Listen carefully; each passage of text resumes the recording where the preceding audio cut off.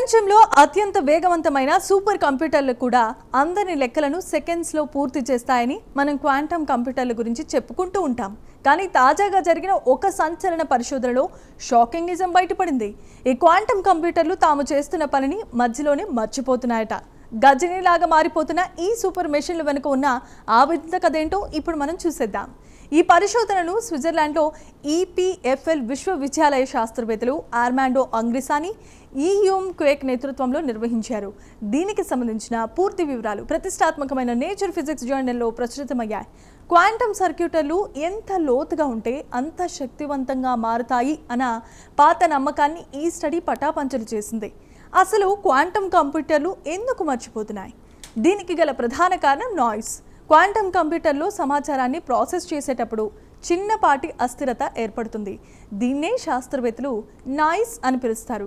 మనం పేక ముక్కలతో మేడ కడుతూ ఉన్నప్పుడు కింద ఒక్క ముక్క వదిలినా పైన ఉన్నవన్నీ ఎలా కూలిపోతాయో, క్వాంటమ్ సర్క్యూటర్లో కూడా ఈ నాయిస్ వల్ల మొదటి స్టెప్స్లో జరిగిన పని క్రమంగా మాయమైపోతుంది.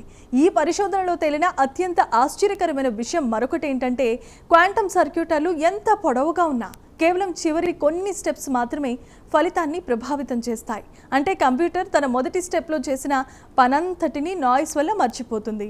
ఫలితంగా వందల దశలు సంక్లిష్టమైన క్వాంటమ్ సర్క్యూటర్లు కూడా కేవలం 10 దశల సాధారణ సర్క్యూటర్లాగే ప్రవర్తిస్తున్నాయి.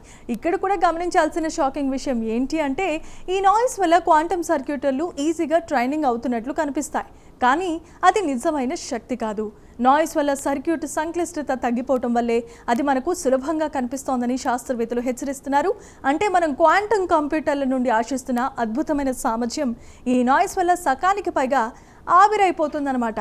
ఇక ఈ ఆవిష్కరణ క్వాంటమ్ టెక్నాలజీ భవిష్యత్తుపై పెద్ద ప్రశ్నలను లేవనెత్తింది.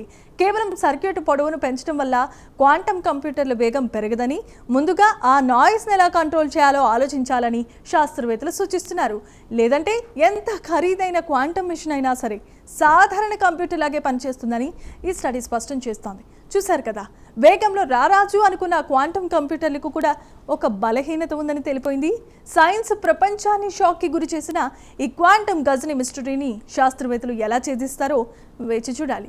ఇక ఈ స్పెషల్ ఫీచర్పై మీ అభిప్రాయాలు కామెంట్స్ చేయండి. వీడియో నచ్చితే లైక్ చేసి ఛానల్ని సబ్స్క్రైబ్ చేసుకోండి.